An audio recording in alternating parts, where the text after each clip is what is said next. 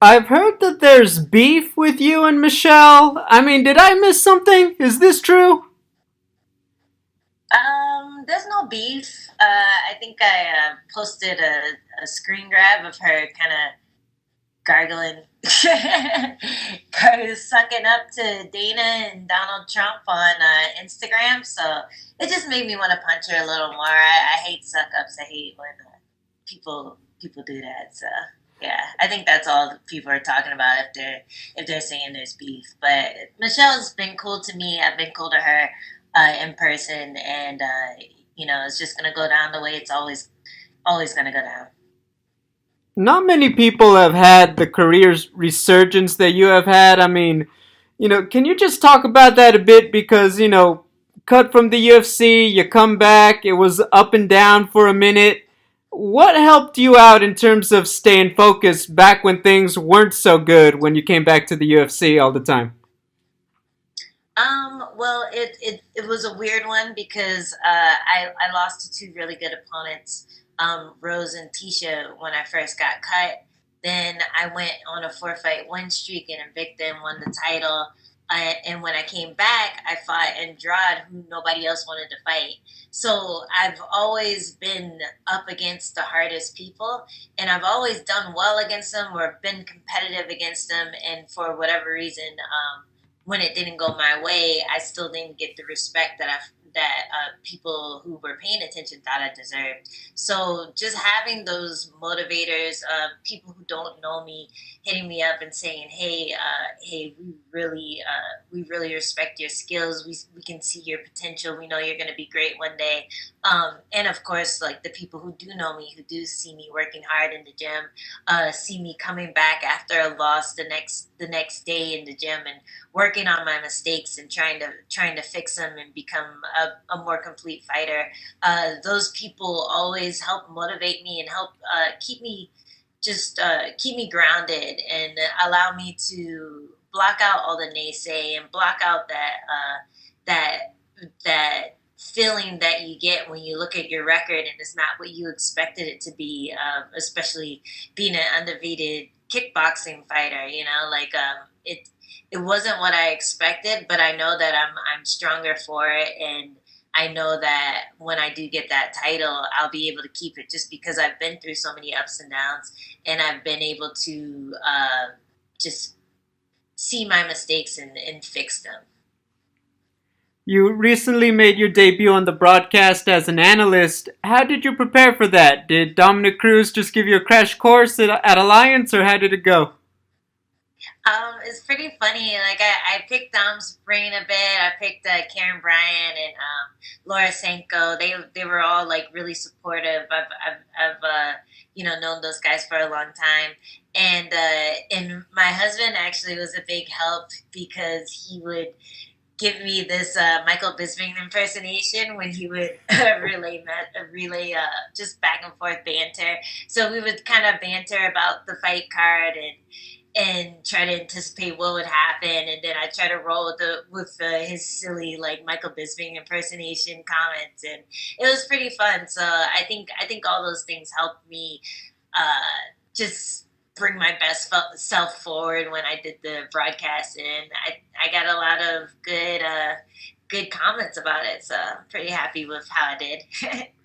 I mean, we all know Michael Bisping. Was his impersonation on point, or were you like, babe, that's not Mike at all? It was pretty good.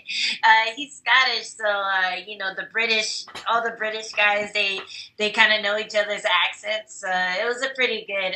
I think it was spot on. He'll have to do it in front of Mike to get the verdict if it's good or not. I mean, can we talk about a bit of history? Obviously, the first African American female to headline a UFC event. Talk about that, and also the fact that you go into it. You talked about you were on a couple downs before. You've never been more popular. Female Cowboy Cerrone and everything. Just, can you describe having that accomplishment at this time in your career? It's pretty exciting. Like I said, when I fought Andrade, I thought it was a big deal because her next fight was going to be a title fight. Um, but we weren't co-main event. We weren't main event. And now that I'm fighting Michelle and it's main event after being my first co-main event with my fight against Gedalia, it's just I can see the growth. I can see how far I've come when it comes to just just like the fandom that's attached to me. I can see how far I've come skill wise.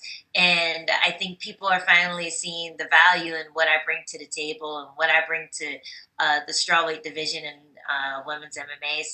So it's awesome to see it all finally coming to fruition after so much hard work, after just grinding for so many years and trying to make a name for myself. I feel like it's finally all happening, and I couldn't be more excited. Does it hit you, first African American female to headline a UFC, or is that does it just not creep into your mind that kind of level of accomplishment or that honor? It's an honor. It really is, and it's hard for me myself to be proud of myself because I'm so hard on myself in general. Like I don't want to celebrate just being the main event. I want to celebrate winning the main event. I want to celebrate having the first title shot and winning the first title shot as an African American woman. So my goals are so much higher than that it's hard to sit back and realize how big of a deal it is, but it's a big deal. And if I was sitting on the sidelines, if I was just a fan, an MMA fan, and I saw that, I'd be like, oh man, go ahead girl, like get that win, because you rarely see a woman, a black woman, in the position that I am in MMA. And I'm not sure why it's so different for women, for black women, as it is for black men. But I think the public is kind of starved for that demographic to be represented. So I'm hoping to bring more eyes to MMA, bring more fans to MMA, and yeah, I'm happy to carry the torch. Final one from me, just back to business. What does Michelle Watterson bring as an opponent? Michelle's tricky. She has her hip throw. She has a pretty quick transitions. If she gets to the ground, she's pretty good at like getting to the back fast, or going to an armbar, or whatever. She's a good scrambler. So those are the things that I'll be looking for. Uh, just trying to hit her more, trying to draw out her attacks, draw out that push kick to the knee, all her little things that she tries to do to frustrate people, and making sure that I'm pushing the pace and not letting her get ahead of me with her volume.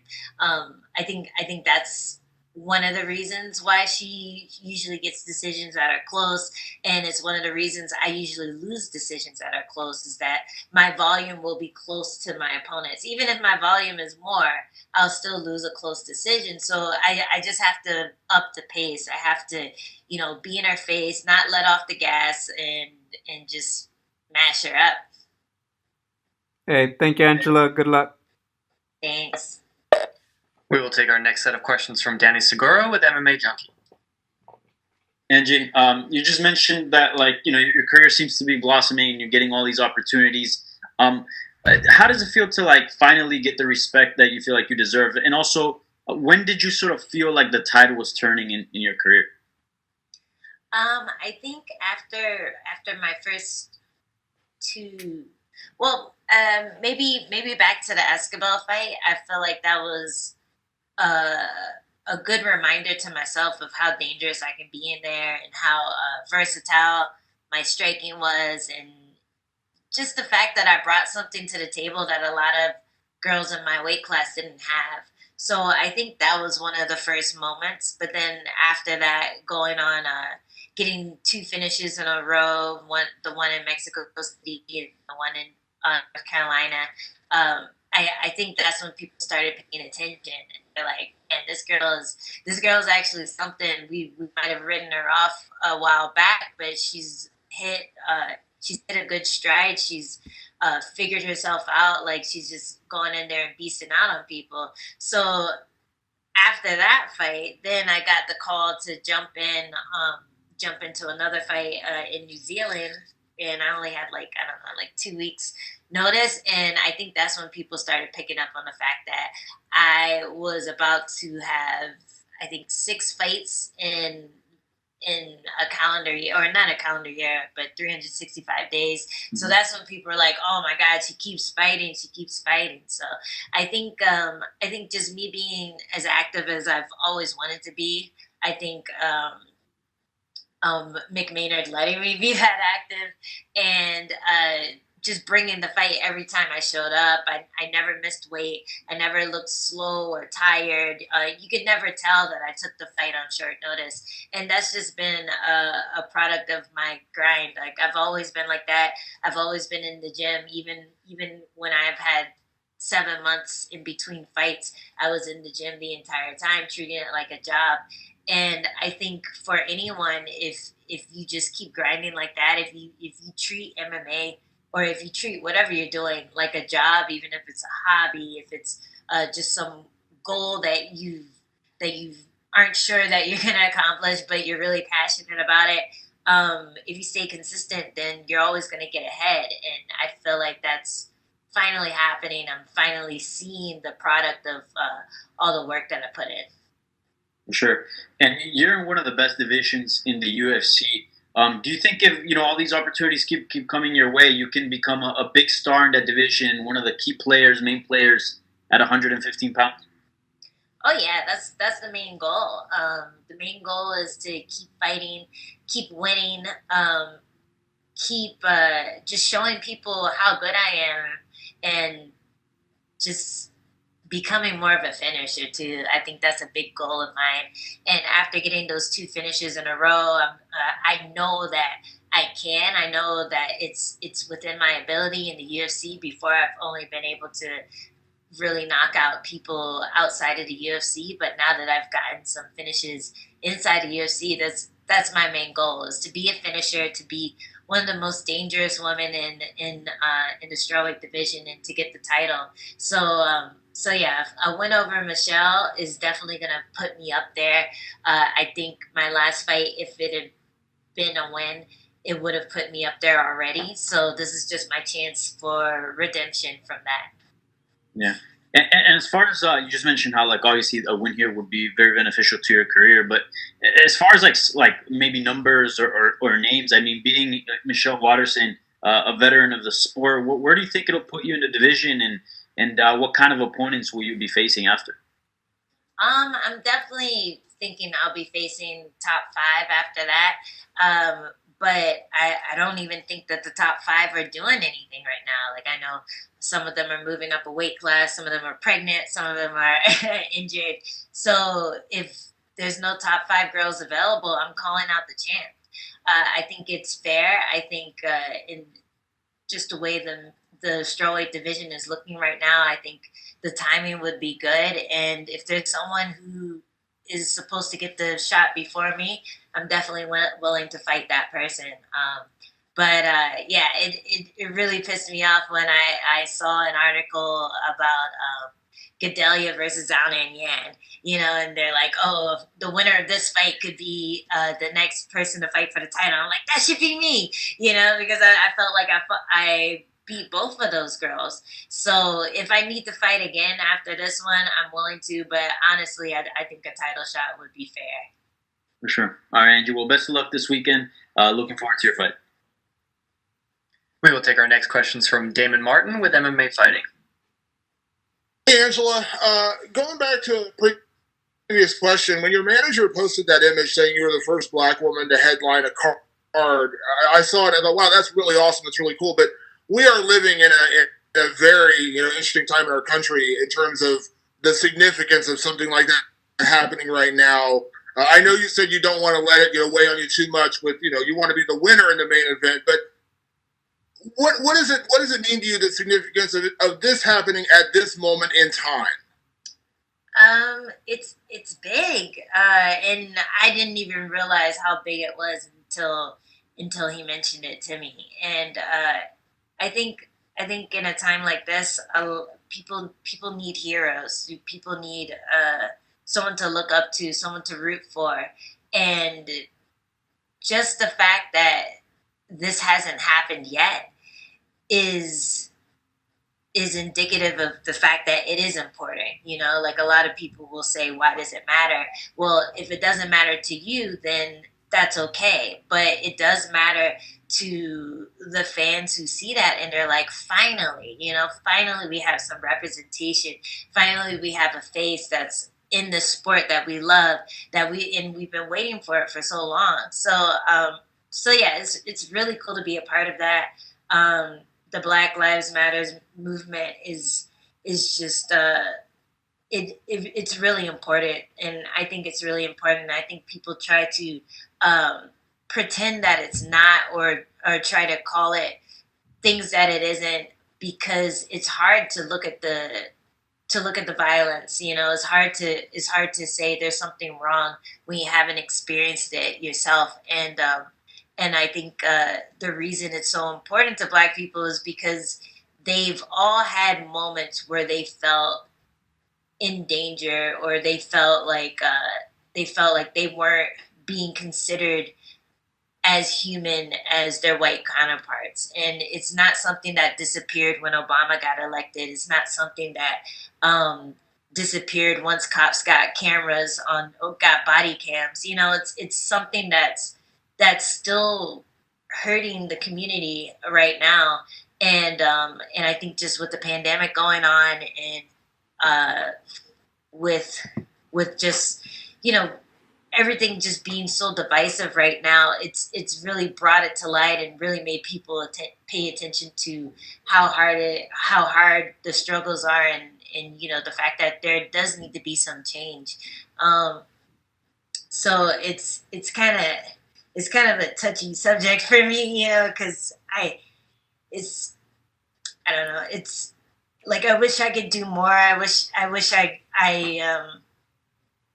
could do all the research and figure out ways to make America a better place, and you know, what actions to take to help get justice for the people who have been killed unjustly, and you know, just it's really hard to think of all that, and the easy thing for me to do is to fight. You know, if this is something that I could do, if just carrying that burden into the cage is something that I can do, I'm happy to do it, because a lot of times I think a lot of us feel helpless, you know, and it's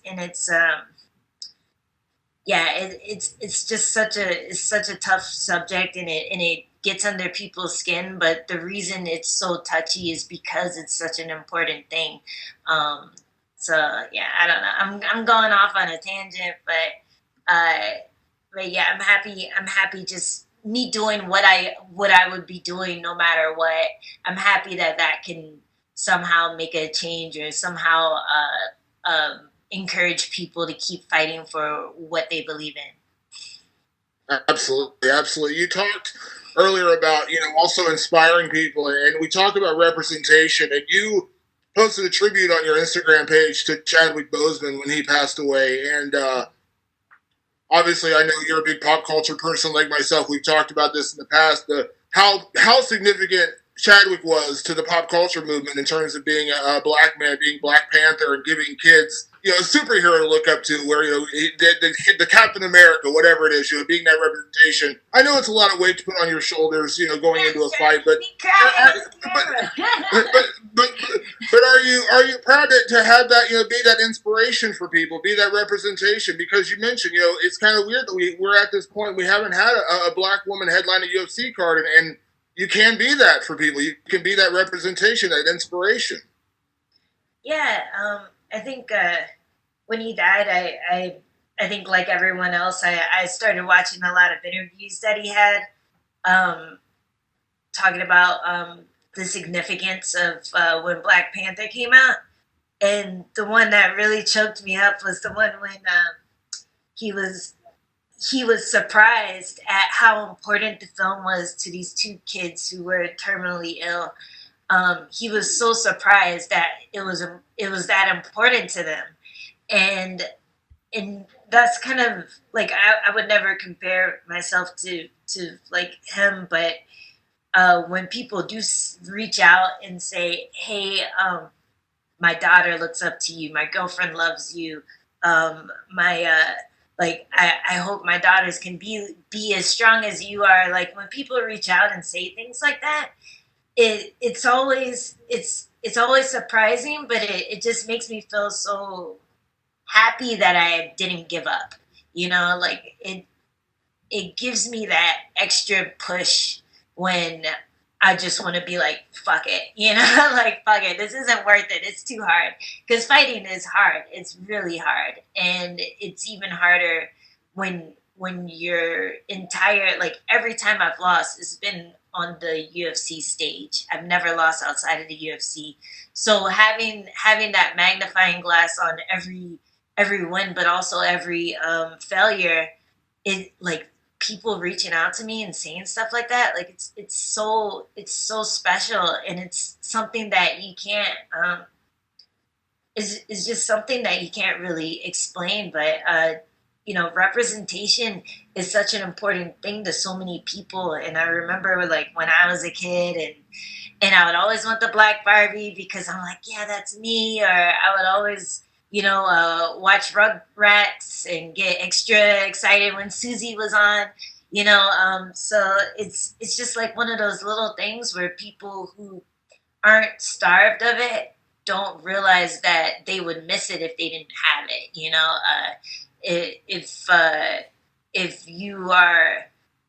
If you're white in America, you've never felt underrepresented, but it's a thing that's important, especially in times like this where you feel like your people are being treated less than human. So yeah, it's so sad, the death of Chadwick Boseman, and I think it was really, crazy how strong he was. The fact that he kept all that to himself. The fact that he was fighting cancer for so long, and yeah, it's just another sad loss. It's horrible, but definitely his story is given a lot of people strength, including me. Just seeing that you never know who you're inspiring, and just by going about your day, just by trying to be the best you that you can be, you never know who's looking at that and taking inspiration from that. So yeah, I guess that's all I have to say about that. And last thing for me, Angela, we're in a weird time with with where we're doing the weigh-ins tomorrow, and we're not getting the crowd, things like that. You are a person who always has the best weigh-ins, the best walkouts, things like that. I know a little bit of creativity stamped down with the uniform and things, but anything planned for this main event? Any hints you can give us of what you got in the works for tomorrow or Saturday? Nah, I gave that up a while ago. Who's really great? Susie, our makeup artist with the UFC. She's fighting cancer right now too, and she would always hook me up with the war paint, with the Black Panther war paint and stuff for weigh-ins, because we can't really do that much with the Reebok uniform. Like we can maybe wear a wig or paint our face, but that's about it. So yeah, I'm gonna leave it to the pros. I'll get back to that stuff when Susie's back and working with us. I know she'll pull through, but yeah, nothing planned. Just gonna stare this girl down and imagine what it's gonna look like when I'm punching in the face.